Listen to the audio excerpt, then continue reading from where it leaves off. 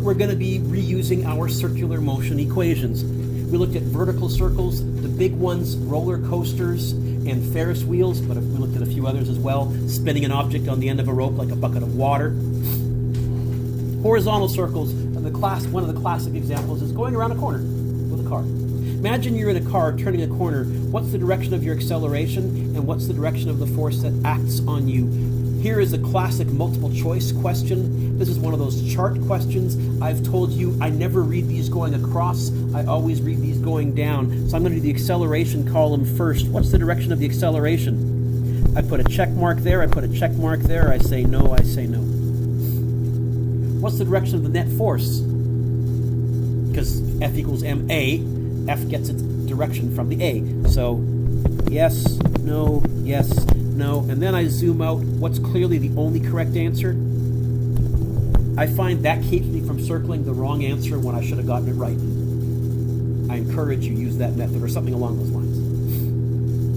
It says explain your answer using relevant principles of physics. We just did. Example 1. This is a horizontal circle. How can I tell? Because it's a horizontal circle. The test tube rotates with a period of 9.9 times 10 to the negative 4 seconds. This is what they call a centrifuge. What's the centripetal force on a 1.8 times 10 to the negative 9 kilogram amoeba at the bottom of the test tube? What's this question want me to find?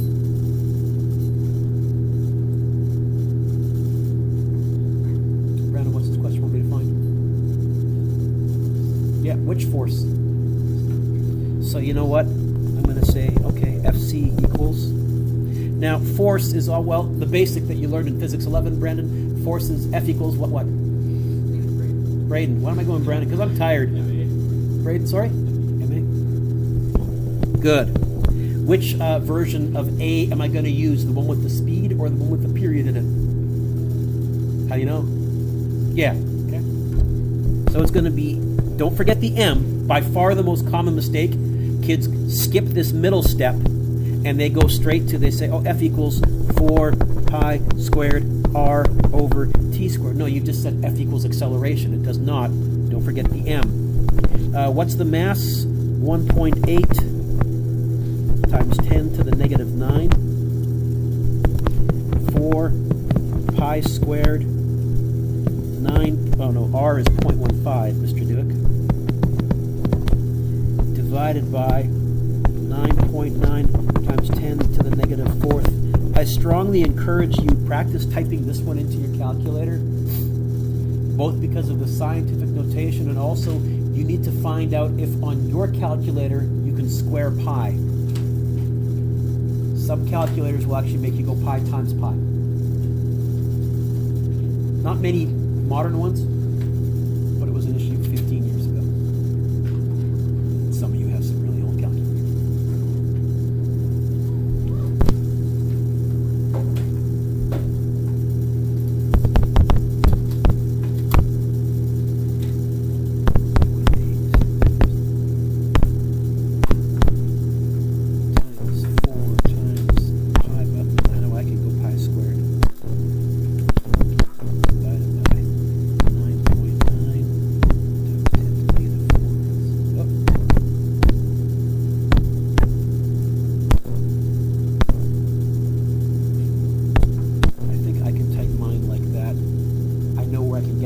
Brackets because I practice with my calculator. If you're not sure, you can put brackets around the top. It wouldn't be wrong. I know I don't need to.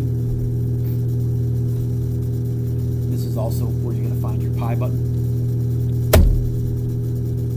You get 0.01087. I'm going to go 1.09 times 10 to the negative 2.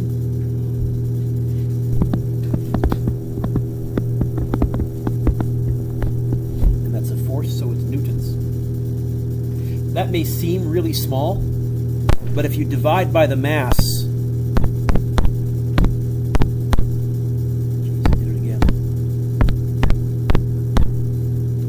if you divide by the mass, the acceleration is crazy. This is how centrifuges work. They shouldn't be called centrifuges. They should be called centripetals or something, because it's again making that mythical centrifugal force, which doesn't really exist. But You spin the stuff really fast and it separates out the objects. This is how in biology you can separate a cell into its constituent parts, for example. Get that okay, Caleb? I didn't think so. We'll try practicing some more. I like example 2, I like example 2. Example 2 is a nice question. Here's a classic application of circular motion. A car is approaching a circular turn that has a radius of 60 meters. If the coefficient of friction between the car and the pavement is 0.45, what's the maximum speed that the car can safely travel through the turn? What's this question asking me to find? I've got to be fussy. It did not say max velocity. I never could have said that. Okay, we're going to find a speed, but really, what path are we tracing out? Okay, we're going to use circular motion. And in fact, you know what this is a job for? This is a job for a free body diagram. Put your pencils down, though. Okay. There's an issue here with how to draw the free body diagram. So you need to pay attention here, my joy. If you draw a top view, which is what most kids want to do right away, they think to themselves, okay, the car is traveling in a circle. They draw a little dot for the car. What are the forces acting on the car? Get the obvious one. Which way?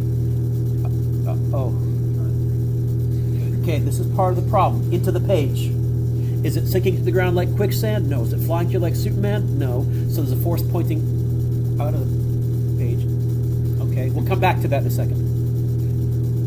What else? What path is this car tracing out? So there has to be a force, don't write this down, pointing inwards. The top view doesn't work very well for this situation. So here is my recommendation. We're going to draw a front view. Typically what I do is I draw a flat road and I put a little vertical line. That's the center of my circle. And as a matter of fact, just to give an indication of how I'm going around the circle, I'll draw a little arrow like that, saying I'm on the left side of that line, I'm coming towards us. On the right side of that line, I'll be going away from us. And I draw a front view of a car. I do a stick figure, but fairly stylized. Here's what I mean. I draw a little box like that. I draw 2 circles for the headlights and 2 boxes like that for the wheels. Like that. To me, that's enough so that when I look, first of all, it didn't take much time to draw, and if I can draw it, any of you can, because I suck at drawing, but that's enough so that if I look at it later, I know what my directions were and what I was thinking. So you don't have to use that method, but I'm stealing this from my high school physics teacher. I thought it worked, it was good. Minimal drawing, maximum method. And now, what are the forces acting on this car? Get the obvious one. And now it's a little easier to draw in. Is this car sinking in the ground like quicksand? Is it flying to you like Superman? What else? What path is this car tracing out? Where must there be a force pointing then toward the... Now, here would be a mistake. You can draw the arrow. Why don't I call that FC? FC never shows up on my free body diagram. So here's the question. What force is that? What? Because when is it tough to go around corners? When the roads are...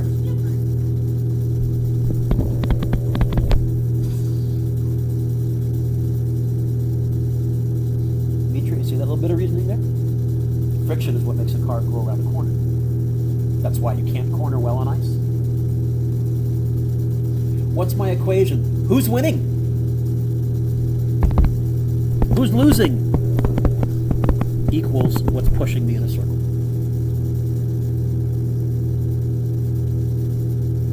Friction is what times what?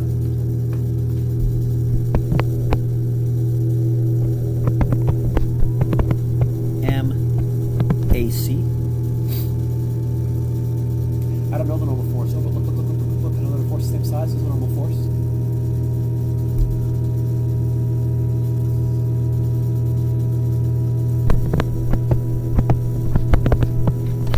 Which A am I going to use? The one with the V in it or the one with the T in it? Caleb, what are they asking me to find? This is why I barked at you earlier and I said, no, they didn't say speed. So which one am I going to use? More specific, please. Read it to me.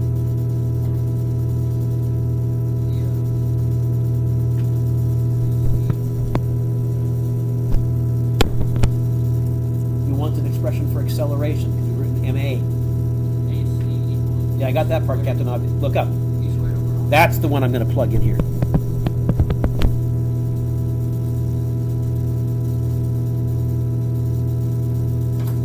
Braden, don't know why I had your name wrong earlier. What did you notice? Were you pointing this? Yeah. What? Huh? Yeah, why not? Are you saying that we don't have to have separate roads for small cars and for bigger cars and for buses and for semi-trucks? We don't have to have 4 different roads? You're saying that they can all take this corner at the same speed? Really? That's kind of handy. And again, in hindsight, well, yeah, Captain Obvious, because we don't have separate roads for all these vehicles, but there's the physics of why. What are you trying to get by itself? We've kind of seen something a little bit like this in the last unit. We have our GR expression again. We have our square root of GR. And this time, since friction is involved, it's the square root of mu GR.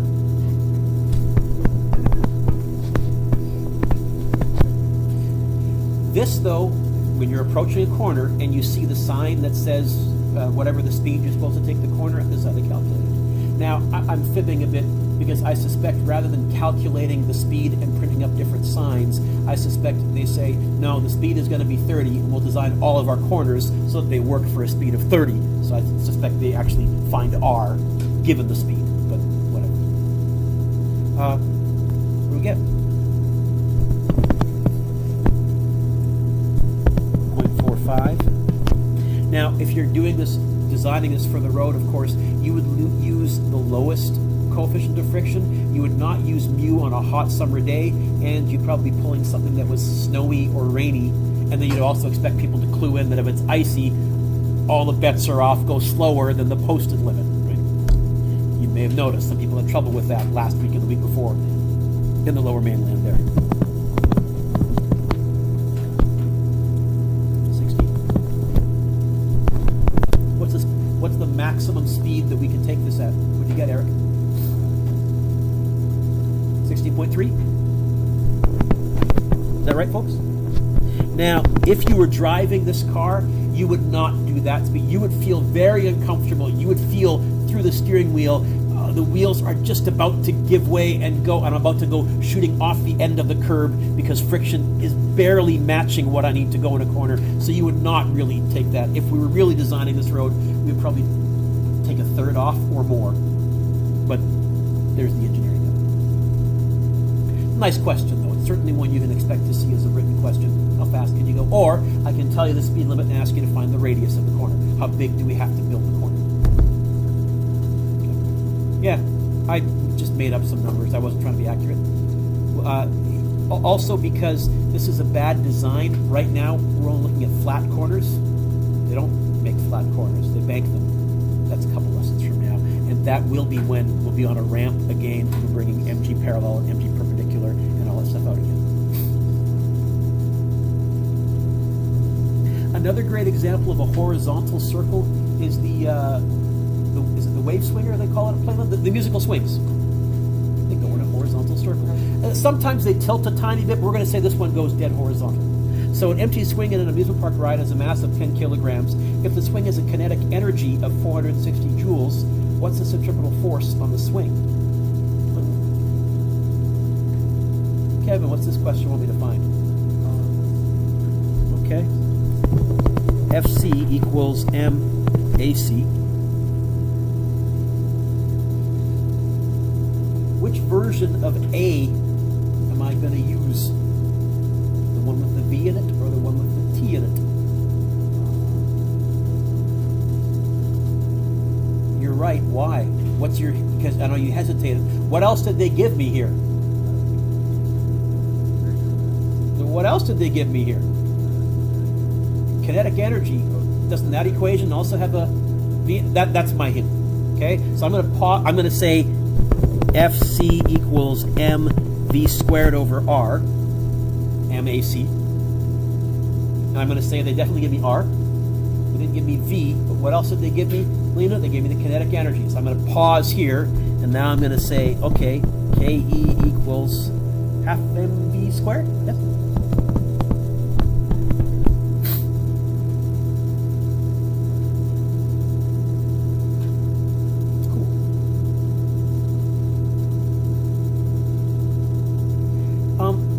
was going to get the V by itself, but wait a minute.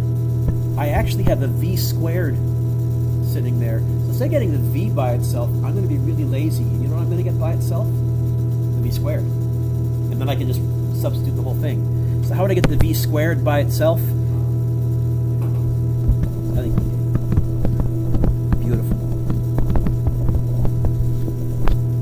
So now if I plug that in here, FC is going to be M over R, and then there's going to be a 2, a KE, and an M. No squared because I've substituted V squared for V squared.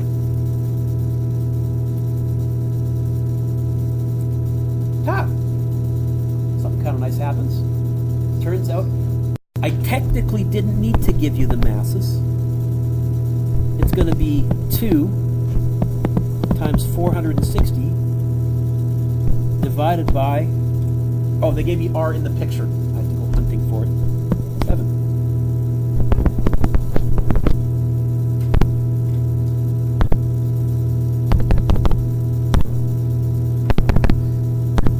Times 460 divided by 7. 131 newtons.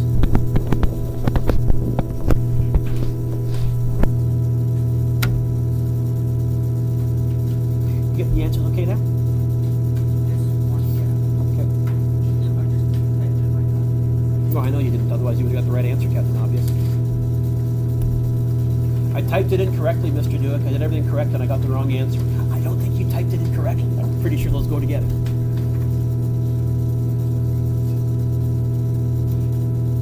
I like example 4. I like example 4. Well, example 4, here's an example of a multi-step going around a corner question.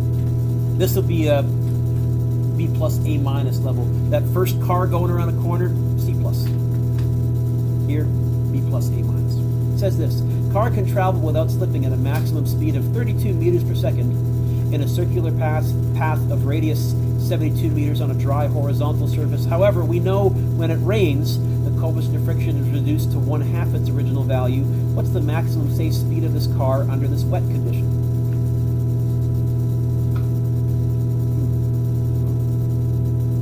Nate, what's this question want me to find?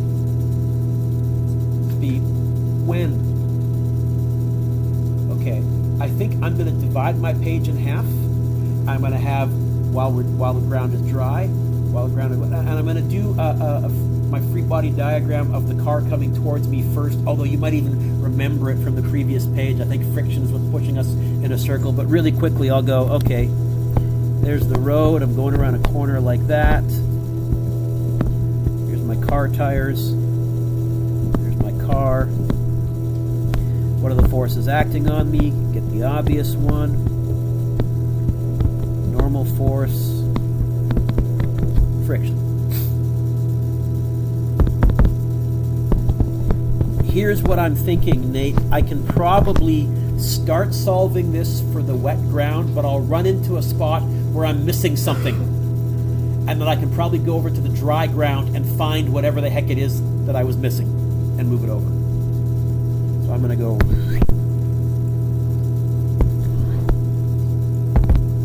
I know that friction is what's pushing me in a circle.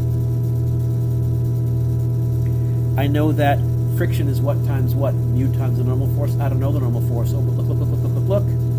I know that mu mg equals mv squared over r. I got an email on one of my YouTube videos over the holidays from some kid. Where is the video where you say that mu mg equals ma? And I have to figure out how to reply back. And I've never said that. I've always said the normal force, mu times the normal force equals ma, and that's only when friction is the only horizontal force. Anyways, m's cancel, and I get, oh yeah, you know what? This is familiar. The square root of mu ger. Did they give me the radius? But they didn't give me mu.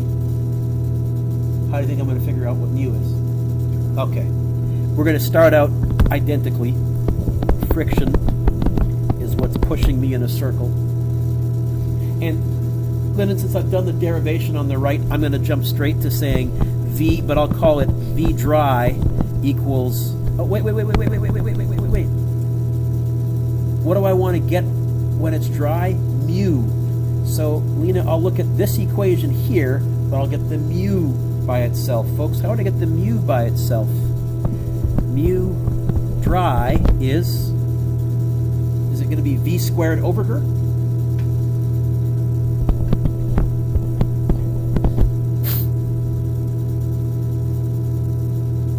Now you have a choice. You could crunch this if you wanted to, or if you're really, and I should make a little note here, this mu here is going to be mu when it's wet, or you could somehow substitute it in. I'm going to just crunch this. So what was the speed when it was dry? How fast could we go? 32 divided by 9.8. What was the radius? 72. So when it's dry, the coefficient of friction is,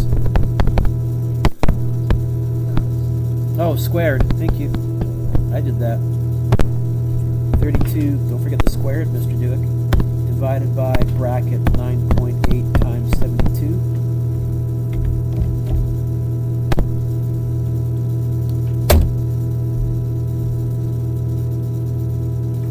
You get 1.45?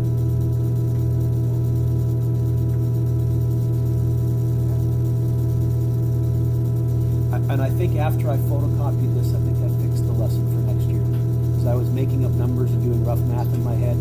So these are either really expensive dragster tires. You can go higher, but they're really expensive tires. And think about it, you're losing lots of rubber to the road. That's why dragster tires only last a couple of races. So in real life, you wouldn't want to do this, but I was making up fake numbers. What do I really need to do? I need to either slow down or make the radius much larger. Probably slow down would have a bigger effect because of that squared, and I'll fix that for next year. Anyways, when it's wet, what's mu? What does it say? Half that? That there? So now I can walk over here and I can say the speed is going to be, I'll write 0.7256, but I'll keep this number on my calculator. Times 9.8. R was 72.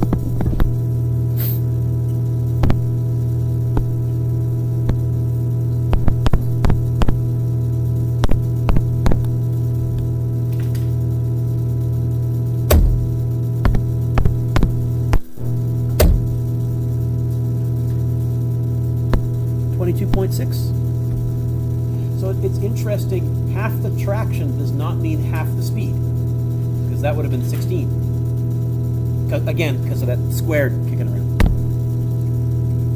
So speed when it's wet, 22.6. Little technical comment on turning. I've drawn this diagram. We've said friction is what's pushing us in a circle, and why.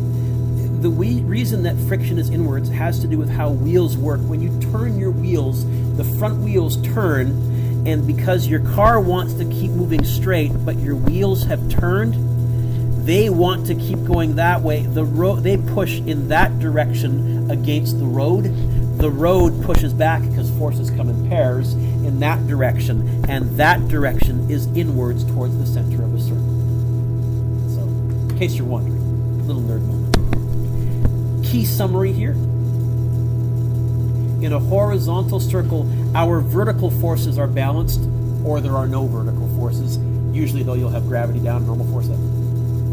The net inwards force is ma. It's mv squared over r, or m4 pi squared r over t squared. And again, we're not going to have you speed up or slow down. We're not going to have any tangent forces. Some neat applications. Oh, no. That was it. Good gosh, Mr. Duick.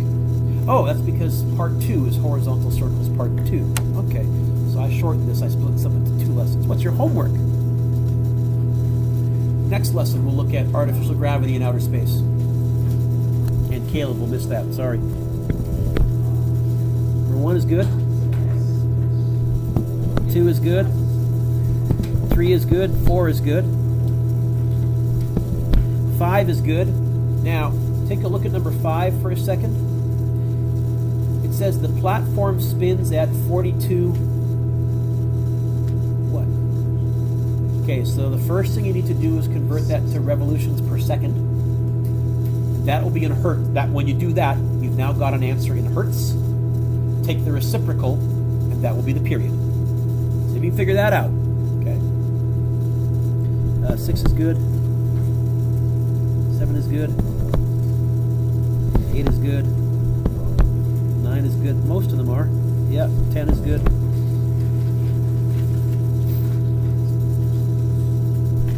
11 is good. 12 is good.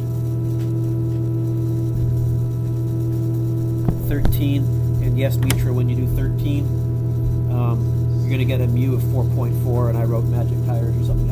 I knew I'd caught one somewhere, but I was too tired to try and click the numbers. I think I might have a video here, though. Let me just pause for a second. So number 14 is good. Hashtag need more letters in our alphabet. Be careful, don't confuse T as tension with T as period in your equation. So there's a new hashtag I'm starting. And 15 is good too. Oh, 16? Of course. Thank you, I almost would have forgotten to assign those.